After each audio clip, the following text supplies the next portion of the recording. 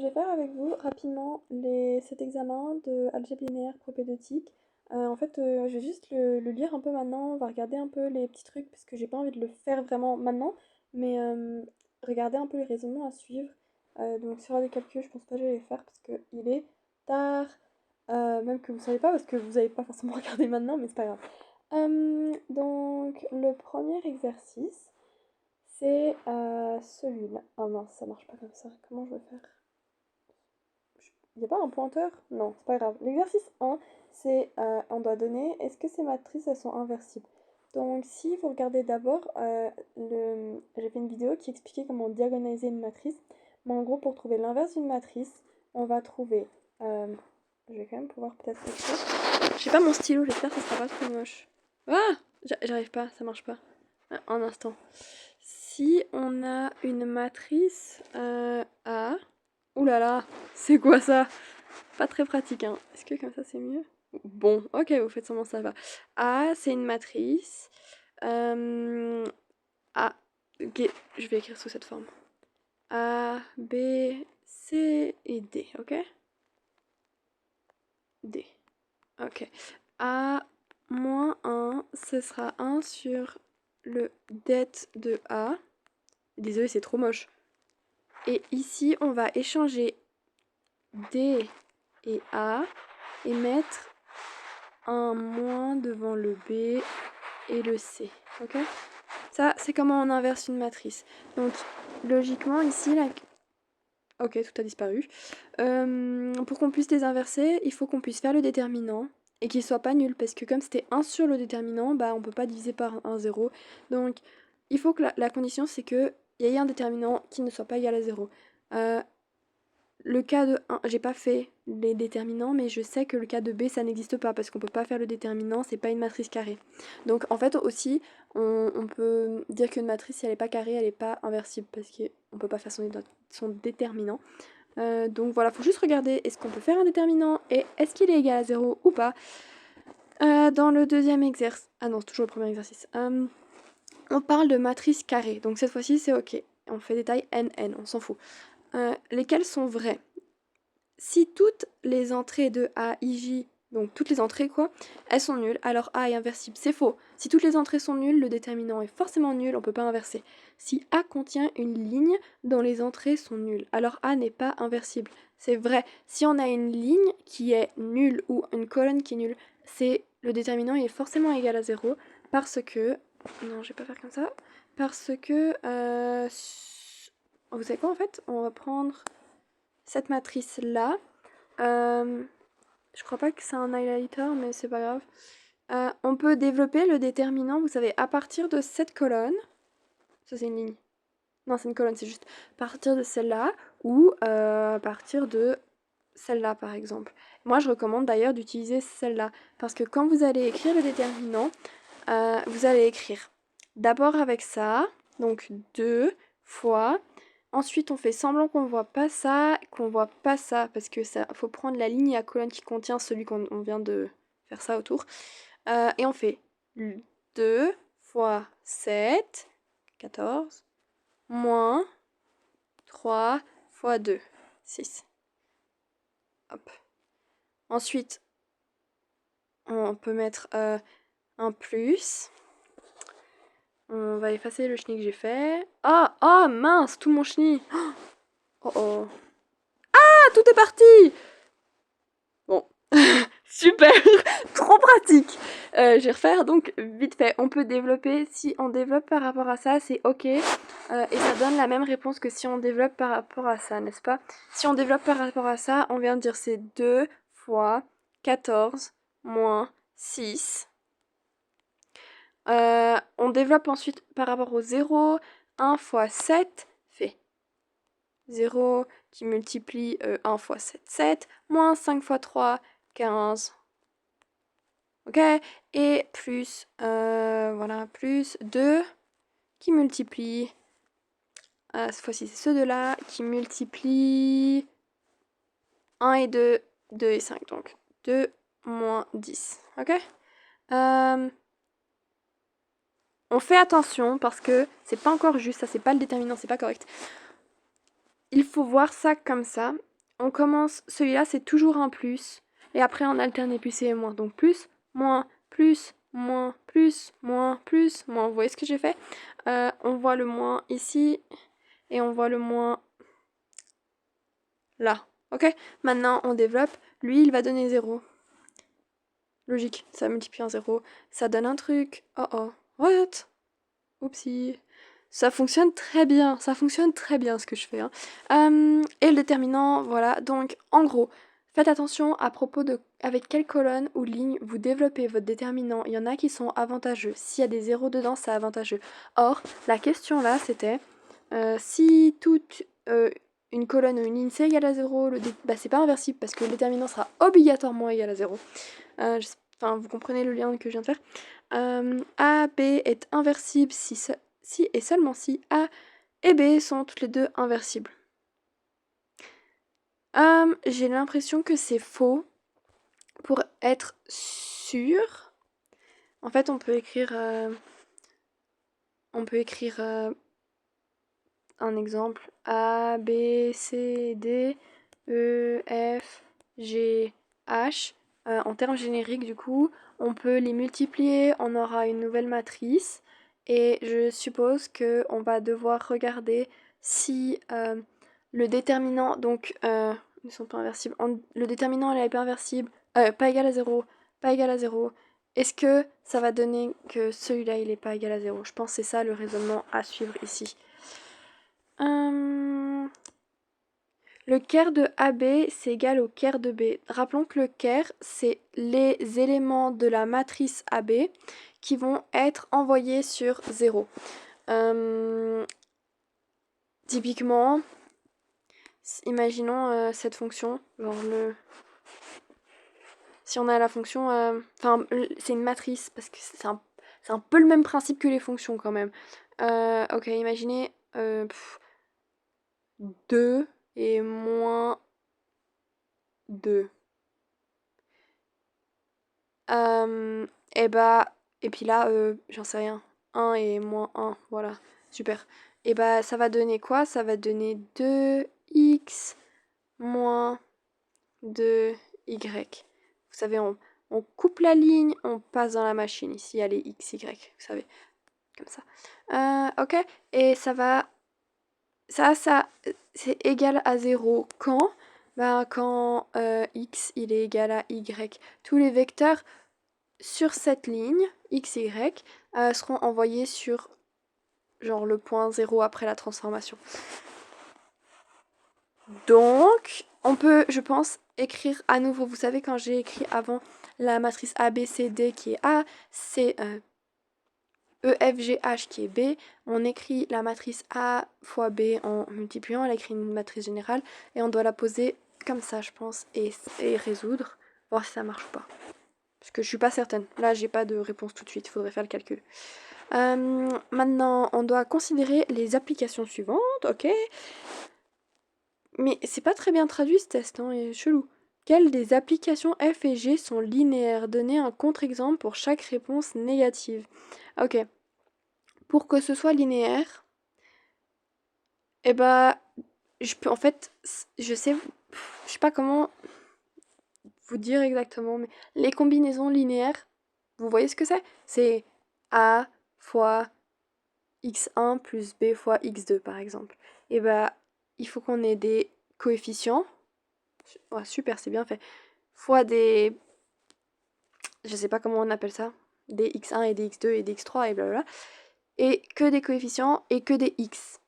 Quand on a des x au carré, quand on a des racines, quand on a des ln, ça marche pas. Si c'est pas en forme de ligne, comme ça ne marchera pas. Donc, lui, je pense que c'est linéaire. Lui, je pense que ça l'est pas. Quelle des applications... Ah non, je viens de faire ça. Écrire une des fonctions f ou g en utilisant la matrice blablabla. Ok, bah ça, ce sera facile. Il faut que quand on multiplie... Pourquoi je galère toujours autant J'ai l'impression d'être une vieille personne. Donc on va multiplier x,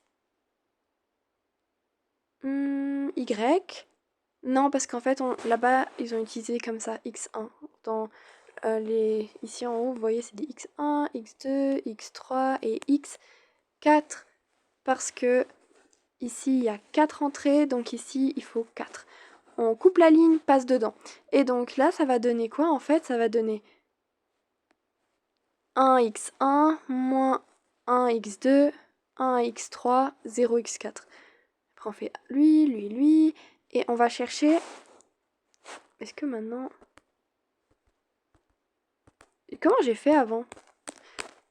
Bon, voilà. Est-ce que en faisant ça, on va trouver une des deux là? Et bien là, on a 1x1 moins 1x2, 1x3. Ah bah ça marche, le deuxième. 2x1, 2x2, 1x4. Ah bah tiens, voilà, on a trouvé la réponse. C'est la A. Je crois qu'il faut juste faire vraiment comme je vous ai dit, passer dans la machine montrer et montrer que c'est égal à la A et que du coup bah la G non, logique, parce qu'on vient de dire la G elle n'était pas linéaire donc c'est pas possible. Écrire f de x sous la forme d'un système de 3 équations à 4 inconnues. Quoi? Je suis pas sûre, je sais pas ce qu'il demande là. Pour le point C, je comprends pas ce qu'il demande parce que vous voyez le souci, c'est qu'on a un vecteur, le x, c'est un vecteur avec 3 composantes. Or, f, et ben il y a 4 composantes. Donc peut-être qu'on parle pas du même f. Je sais pas, je comprends pas. Il est bizarre.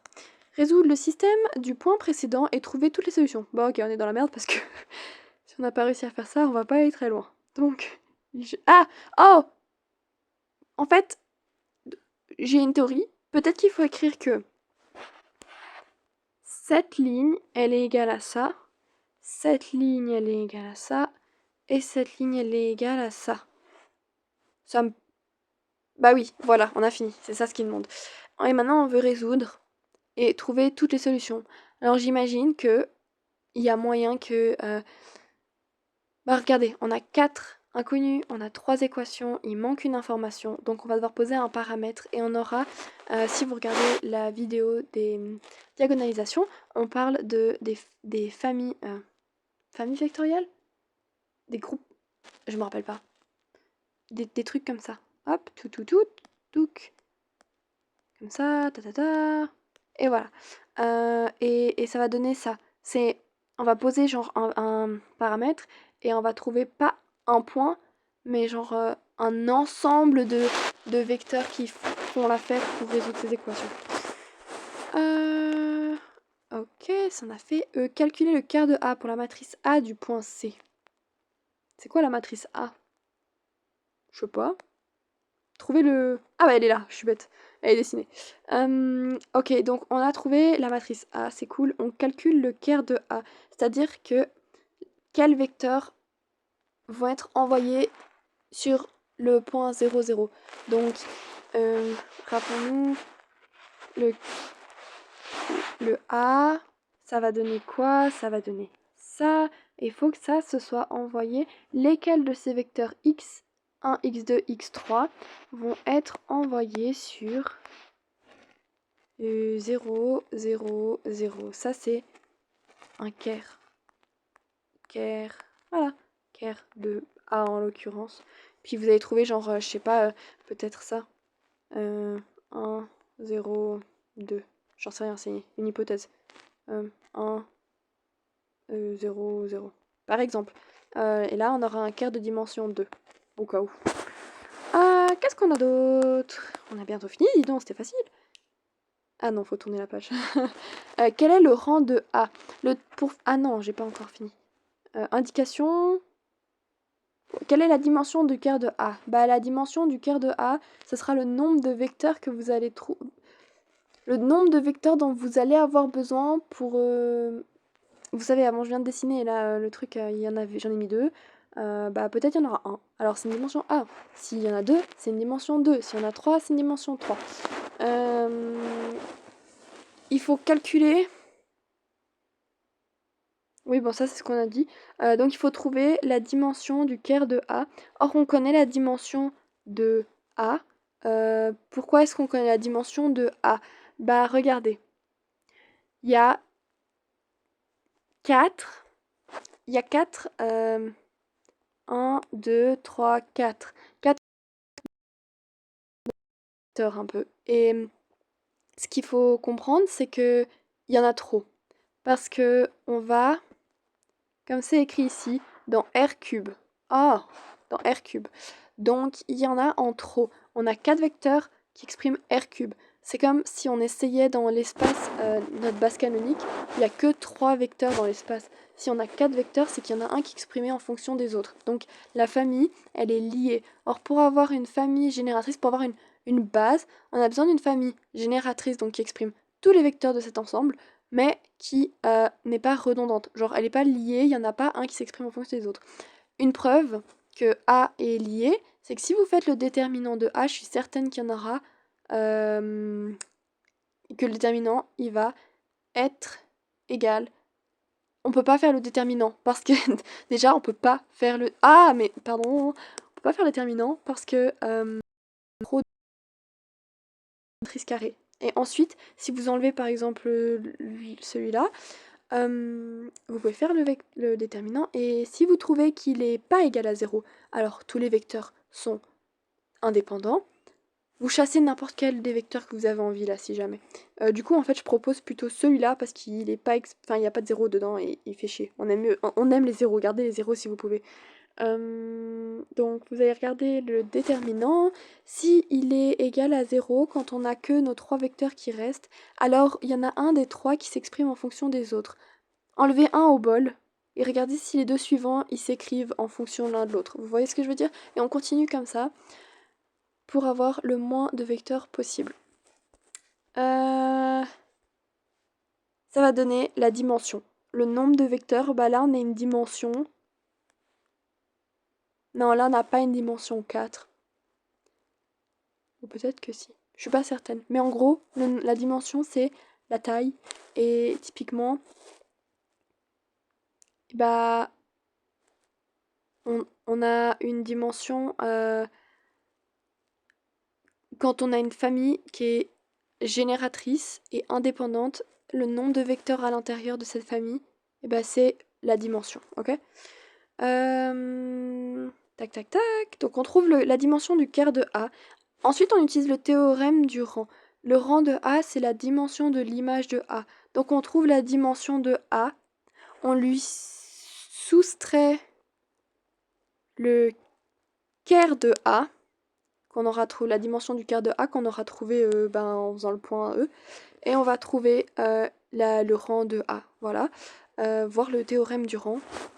Le théorème du rang, c'est la dimension de A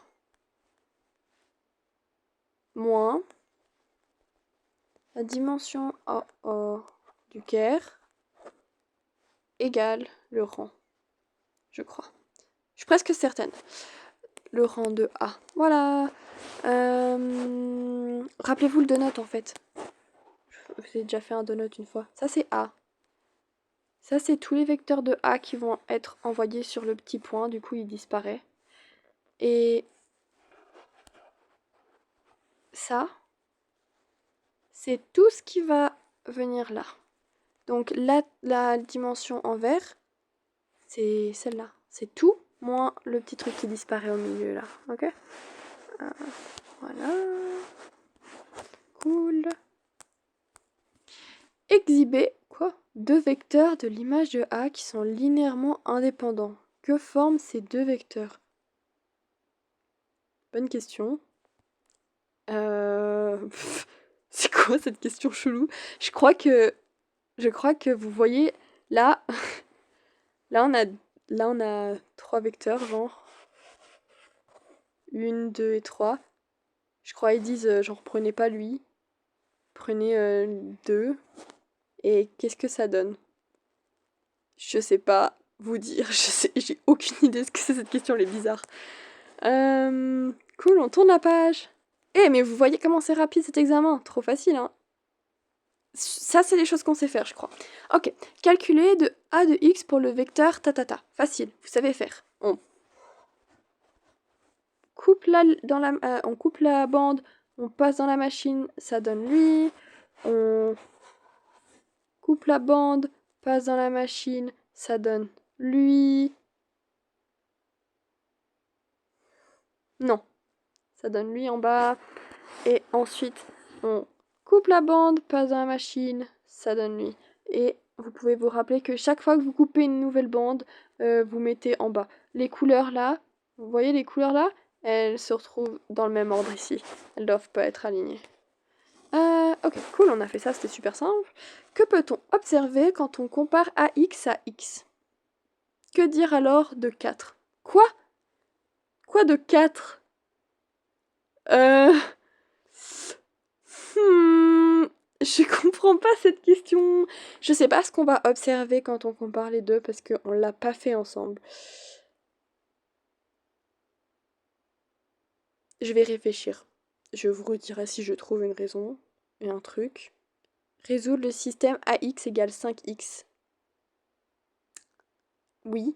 Bah écoutez, écrivez. Franchement, c'est mon meilleur conseil. Il faut voir quand on écrit ça,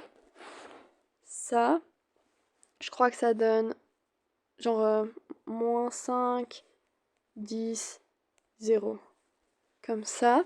Bon, là, c'est parce qu'il y a un seul vecteur. Mais si j'avais écrit... si j'avais écrit 2a, je crois que ce serait égal à 8, 4, 0... Oula, c'est pas beau. 0, 10, 0, oups. Moins 4, 8, 10. Genre, vous voyez, ça, il se répand dans absolument chaque colonne, chaque terme, pas juste une colonne, ok? Il me semble, faut vérifier, je suis pas certaine.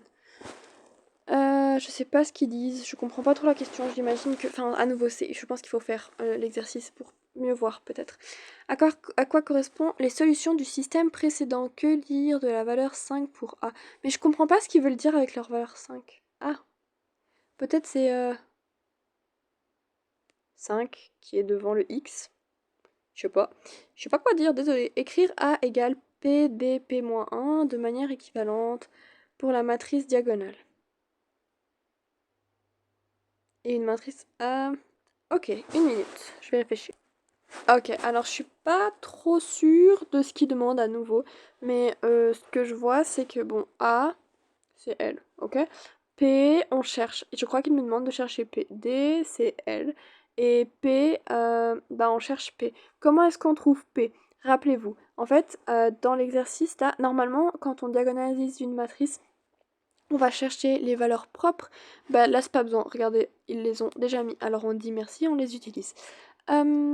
Et on va mettre dans la matrice A 4 moins... Bah, utilisons d'abord le 4. 4 moins 4, et là ça reste. Là ça reste 5 moins 4, là ça reste. Là ça reste, là ça reste. 5 moins 4, et voilà. Et on va regarder pour que ensuite ce soit égal à 0, 0, 0. Puis... Oh là là. Comme ça. Il y a des moins là devant mes petits... Je sais pas si vous voyez... Oh mon dieu, c'est moche. J'arrive pas à écrire depuis si loin. Bon, vous avez compris l'idée? Pour trouver P. Et ça va donner genre blablabla. Vous allez trouver, j'en sais rien, genre 2, 2, 1, ok? 2, 2, 1, ça sera... Il faut l'écrire comme ça. 2, 2, 1. P égale. Ensuite, vous allez remplacer le 5 là-dedans, blablabla, et vous trouvez genre, j'en sais rien, vous faites, oups, non, j'aime pas ça. Vous faites le truc, et vous allez trouver genre, j'en sais rien moi, 0, 1, 0. Vous allez, en fait, ensuite, il faut à nouveau remplacer par le 5, du coup, ce sera à nouveau 0, 0, 1, 0, 0, 1, 0. Oh mince, tout est parti. C'est pas grave. Ok, vous avez... Donc là, on était en train de trouver P.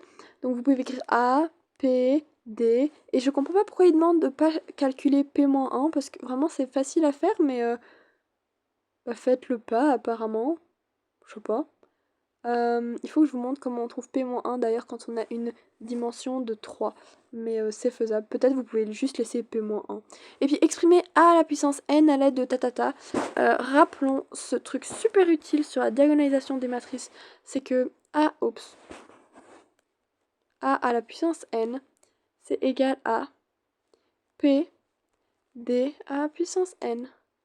P-1. Et ça en sachant que D, c'est quoi ça? Mais pourquoi? Ah! Ok, attendez, j'ai un problème. Oh. D, c'est pas juste n'importe quoi, c'est A prime. C'est comme ça que je l'ai appelé quand je faisais les exercices, la vidéo et les exercices de diagonalisation. C'est enfin A prime ou diagonale de A. Enfin A diagonalisé. C'est pas la même chose. Non, non, non, c'est un prime. Du coup, vous pouvez écrire D si vous avez envie. Je savais pas que je pouvais faire ça. J'ai découvert un truc là. Ouh, ok. Voilà. On a fini l'examen. On a un 6. Yay!